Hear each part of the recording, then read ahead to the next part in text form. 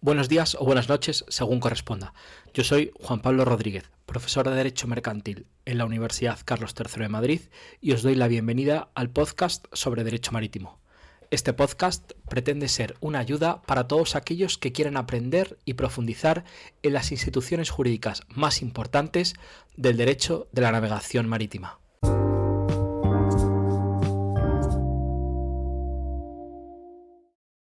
Vamos ahora con la segunda parte del podcast con Joaquín Monedero, hablando no solo del servicio de practicaje, sino de algunas otras cosas que también pueden ser muy interesantes. Espero que os guste. ¿Cómo se agrupan las entidades de prácticos en los puertos españoles? A ver si nos puedes contar algo de esto.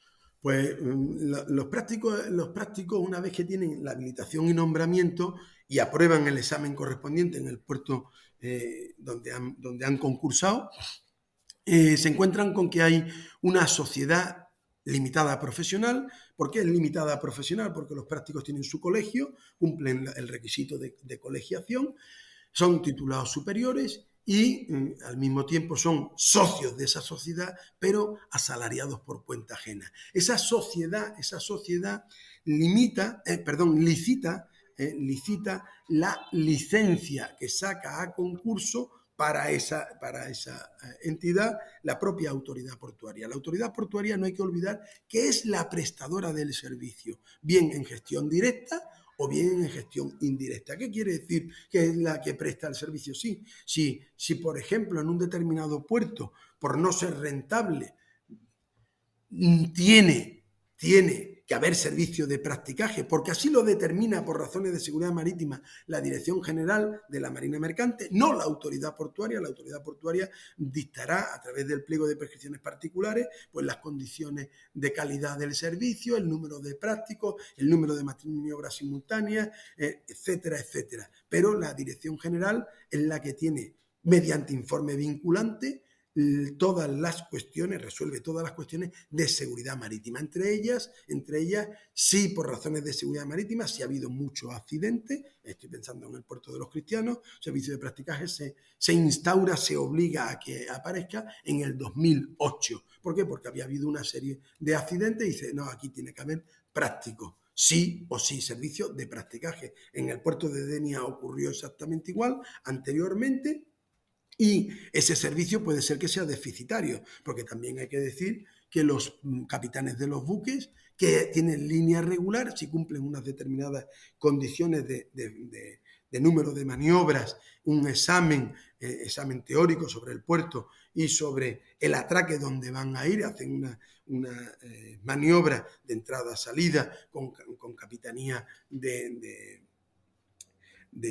profesor, de profesor tutor y que exige que se hagan correctamente, obtienen los PEC, Pilot Exception Certificate o certificado de exención de practicaje. ¿Qué ocurre con estas exenciones de practicaje? Que hay puertos en que no tienen rentabilidad porque son ferries. El puerto de los Cristianos, yo creo que es el cuarto puerto de España que más número de pasajeros tiene, pero prácticamente tiene todos los capitanes exentos y entonces el servicio de practicaje no es viable económicamente. Por eso el puerto del Estado ya ha establecido la tarifa de disponibilidad, como no puede ser de otra manera. Mire usted es capitán de ese buque, usted tiene esa exención, pero su barco tiene que contribuir al sostenimiento del servicio de practicaje porque en cualquier momento usted pierde la exención, ya sea porque esté transportando mercancía peligrosa, ya sea porque tenga un fallo en las hélices de proa, en sus propulsores, en su equipo, o haya una determinada área de ese puerto que estén trabajando con mercancía peligrosa y no se puede pasar a menos de media eslora de ese buque, pero como es un canal angosto, usted tiene que pasar por ahí y por tanto pierde automáticamente la exención o porque así lo resuelva el capitán marítimo. Por tanto, el servicio de practicaje tiene entre las obligaciones de servicio público no solamente la emergencia, sino la continuidad, la disponibilidad 24 horas, 365 días y la no discriminación. Es un servicio muy exigente, no solamente para el servicio de practicaje, sino también para el remolque, para el amarre, para los servicios de retirada de residuos, MARPOL, ¿se entienden? El servicio de estiva y el servicio de bunkering que ha sido introducido recientemente con el reglamento. Entonces se agrupan en sociedades limitadas profesionales en la que obtiene esa corporación, esa sociedad limitada profesional, y digo corporación porque antes de la ley del 92 los prácticos eran funcionarios públicos al igual que eran los notarios y los registros. Son igual que los notarios, eran igual que los notarios y registradores, no cobran de los presupuestos generales del Estado, sino que cobran de sus propios aranceles. En el 92, dadas las grandes responsabilidades que asume el práctico, el Estado español decide quitarle la condición de funcionario, limitarle la responsabilidad civil, pasar a 20 euros por cada unidad de GT del buque que lleva asesorando y de esta manera se hace sostenible la prestación del servicio. No sé si te he contestado correctamente porque voy a ampliar. Sí, y una cosa ya por ir acabando, acabas de mencionar la responsabilidad del práctico y sí que es algo que me gustaría que nos aclarases. ¿Nos podrías comentar brevemente cómo es el sistema de responsabilidad en caso de que durante ese servicio se produzca algún daño, tanto en el propio buque como a las personas o a las zonas portuarias? ¿Cómo es esa responsabilidad? Vamos a ver, la responsabilidad en primer lugar, hay que dejar claro que la autoridad suprema del buque la tiene el capitán, en todo lo que tiene que ver con el gobierno y la dirección náutica, sin perjuicio de que fruto de ese asesoramiento técnico del práctico pueda haber habido un determinado accidente.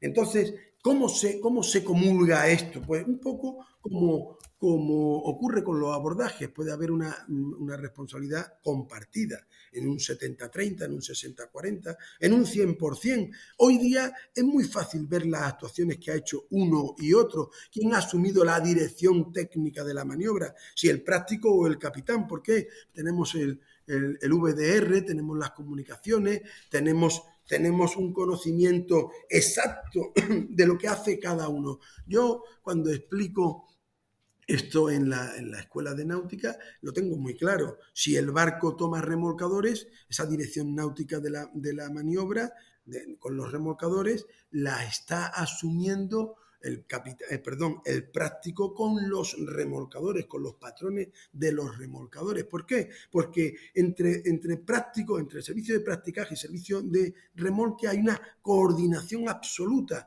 hay un saber trabajar, o debe de haberlo. ¿Por qué? Porque ellos están trabajando todos los días. Si nosotros tenemos un capitán indio o Kiribati o de Ceilán y llega al puerto de Cádiz y se pone a hablar con el patrón del remolcador, intenta trasladarle algo con ese acento inglés, pues posiblemente, y además distorsionado porque sale por esa comunicación por radio VHF, indiscutiblemente la seguridad se va a perder muchísimo. No solamente por eso, sino que el propio remolcador tiene unas capacidades, tiene una potencia que el capitán no sabe qué potencia, la puede saber, se la puedo decir, pero no sabe cómo trabaja bien ese remolcador, si de carnero, si por largo, si de escolta. Es decir, todo esto lo tienen perfectamente probado los prácticos de ese puerto. Por tanto, el asumir la dirección de ese tipo de maniobra donde hay remolcadores, yo salvo prueba en contrario, creo que si hay algún problema puede ser imputable al práctico y a los patrones, sin perjuicio vuelvo a decir que esa presunción de inocencia que le estoy dando al capitán puede también verse perjudicada en un momento determinado. Porque luego ya nos encontramos con un capitán, con un práctico y con unos patrones que son también los que tienen autoridad sobre ese remolcador.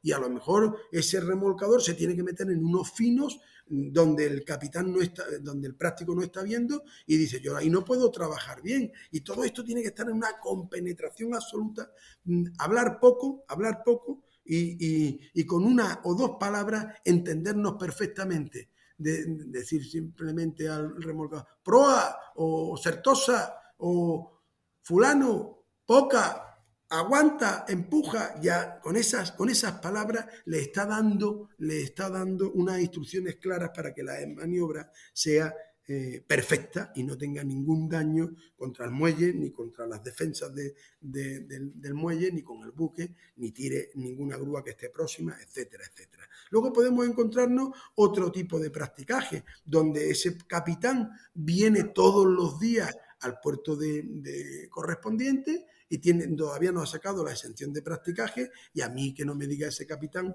que no conoce su barco, que no conoce, posiblemente el práctico le está diciendo, pues mira, vamos a tener una regata aquí, ha habido este problema, porque el práctico tiene las noticias de última hora, cosas que no pueden estar actualizados ni los derroteros, ni los avisos a los navegantes, ni las cartas electrónicas. Esa información veraz, absoluta, la tiene el práctico. Por eso, no sé si te he contestado que esa responsabilidad hay que analizarla en cada caso para ser justo a la hora de imputar la misma.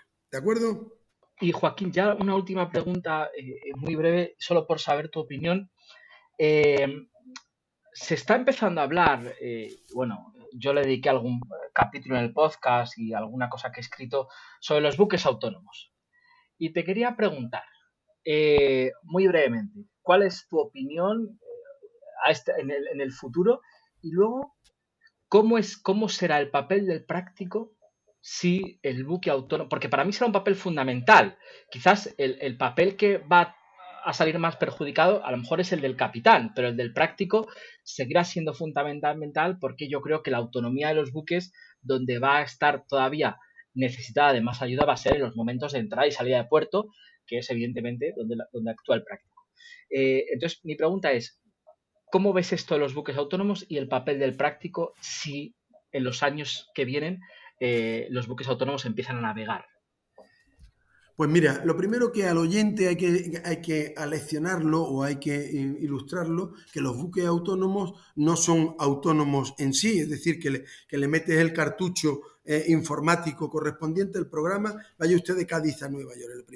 La primera autonomía que tienen los buques es que los tripulantes de puente y de máquina no van a bordo del buque. Eso es lo primero. Están a lo mejor en Madrid o están en el puerto donde más barato sea para pagar menos cargas sociales, menos seguridad social, que es lo que van buscando. Se buscarían ya también, en vez de pabellones de conveniencia, buscaríamos estados de conveniencia para mantener esa tripulación de los buques autónomos. Dicho esto, esto es lo primero, que se requieren profesionales de náutica con la titulación correspondiente para gestionar la navegación segura de esos buques. En segundo lugar, esos buques reciben las instrucciones tecnológicas, electrónicas, por satélite. Ustedes saben, esto lo dije hace tiempo ya en una conferencia en Málaga, que me hizo un abogado, José María Alcántara, esta misma pregunta, y le dije, mira, José María, esto es muy sencillo. Cuando usted llamas por teléfono, estás hablando por teléfono y de pronto no tienes cobertura. Te aparece ahí una sombra del satélite y dice, oye, que se me ha cortado la comunicación. ¿Ustedes se imaginan que eso ocurra en un buque de vuelta, el que están navegando en un área geográfica, en un buque autónomo, y de pronto está perfectamente tripulado desde tierra, pero la señal esa ha tenido una sombra y resulta que en ese momento hay que empezar a cambiar el rumbo para evitar una colisión, pero no le llega la señal, ese buque deja de ser un buque y se convierte en un torpedo, que va a colisión al buque que se encuentra de vuelta encontrada. Por tanto, la cuestión esta de los buques autónomos, he hablado, nosotros del colegio tiene una comisión, perdón, no te puedo hablar ahora, estoy en una telemática, ahora te llamo. Entonces el buque autónomo podría navegar desde nuestro punto de vista en áreas geográficas muy determinadas donde naveguen solamente buques autónomos y el peligro esté muy confinado en una área determinada, como existen ya pruebas que están siendo eficientes. Pero en un torrente circulatorio, en un Barcelona, en un Algeciras, ustedes se creen que esto es alegría. Si ya la cuestión de atender las comunicaciones con la torre de control, el servicio de ordenación, coordinación y control del tráfico, esto hace que haya que poner todavía más oídos. Por tanto, no solamente es eso, hay una tercera, y lo que más le preocupa a los ingenieros es el tema cibernético, los ataques a esos sistemas informáticos de esos buques que puedan ser alterados, es decir, no que no tenga señal, sino que tenga una señal incorrecta, adrede, para provocar esa colisión y ser dirigido para crear daño. Por tanto, quedan todavía muchos años para conseguir que los buques autónomos se vean entrando y saliendo de los puertos de interés general.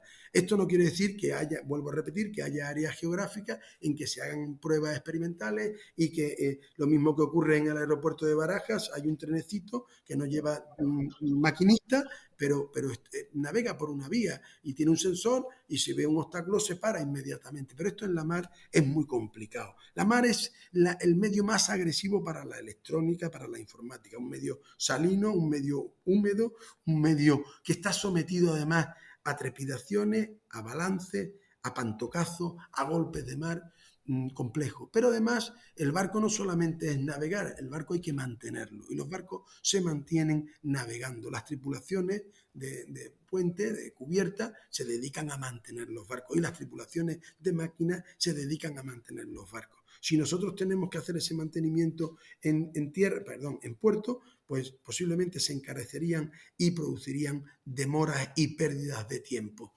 para la explotación del buque, explotación idónea del buque. Por eso no me preocupa. Ya contestándote sobre los prácticos, habría que habilitar, porque claro, el práctico tiene que hacer una coordinación de actividades empresariales, lógicamente. ¿Quién me dice los riesgos que tiene ese barco?